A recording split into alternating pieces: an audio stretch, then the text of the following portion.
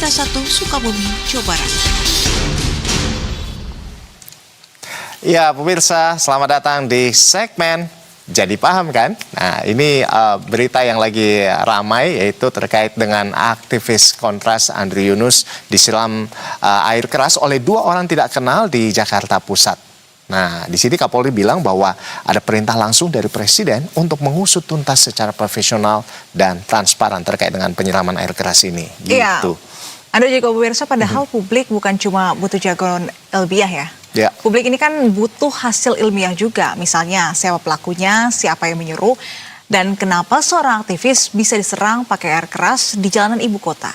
Nah, itu dia. Nah, ini yang membuat banyak orang kemudian langsung mengaitkan dengan isu yang sedang dibahas korban, yaitu sebelum kejadian, yaitu remilitarisme dan judicial review di Indonesia. Nah, waktunya juga mepet. Habis podcast langsung diserang, langsung kena siram deh tuh. Iya, dan menariknya ini tidak ada barang yang dirampas, motor juga tidak hilang, barang juga tidak ada yang hilang. Jadi apa kemudian motifnya? Nah, kalau ini disebut kejahatan biasa, rasanya logikanya kok agak bolong ya. Nah, agak kurang begitu. Betul. Ya. Agak kurang banget sih. Kalau begal kan biasanya ambil barang, ambil gitu. motor, ambil handphone, uang begitu. Tapi Betul. ini tidak ada harta benda yang dirampas. Hanya saja ingin melukai gitu. Ambil rasa takut kali ya. Jadi dia cuma memberikan teror begitu. Ini sampai kalau kita lihat kan di video yang beredar itu sampai teriak-teriak dia si Andri Yunus ini. Gitu.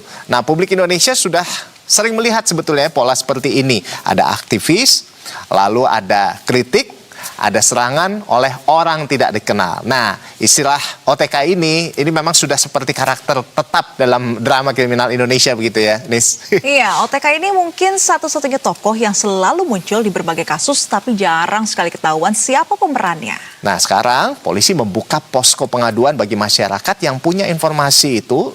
Itu sebetulnya kalau kita lihat ini ada langkah yang cukup bagus begitu ya. Tapi biasanya masyarakat juga berharap ada satu hal lagi, kemajuan yang nyata, bukan cuma konferensi pers berkala. Betul, karena kalau kasusnya lama, tidak jelas, yang rusak tentunya bukan cuma rasa aman aktivis, yang rusak ini juga kepercayaan publik terhadap penegakan hukum. Apalagi sebetulnya ada CCTV-nya ya, Anda. Nah, itu dia. Nah, saran sederhana ini sebenarnya transparansi, jangan berhenti di kata.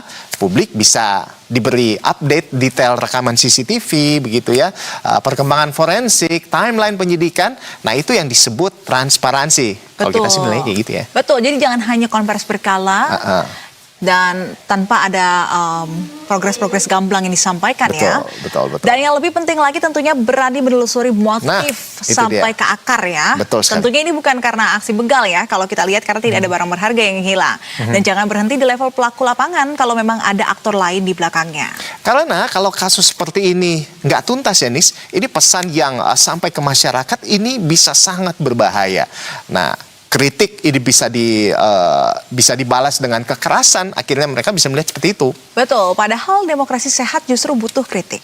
Aktivis bukanlah musuh negara, mereka bagian dari sistem pengingat kalau ada yang mulai melenceng. Yes, jadi kita tunggu aja ya, Nis ya, dan juga pemirsa sekalian. Polisi kan bilang akan mengusut tuntas secara profesional.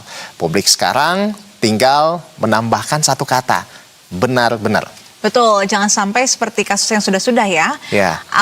Kasus yang melibatkan aktivis sebagai korbannya ini berakhir gantung ya. Seperti yang masih segar di ingatan kita terkait dengan kasusnya Novel Baswedan yang sampai hari ini belum terungkap siapa pelaku dan juga motifnya. Nah, profesional, transparan dan juga saintifik, dan semoga juga nantinya polisi benar-benar sampai selesai, sampai kasus ini benar-benar terungkap. Betul, Nisrina. Nah, bagaimana pemirsa?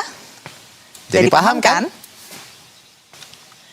Nah, pemirsa, usai jeda kita akan ajak Anda untuk memantau kondisi arus mudik yang seperti ini udah mulai ramai ya, Anda dan juga pemirsa. Ya, tetaplah bersama kami di Berita 1 Siang. Kami segera kembali usai jeda.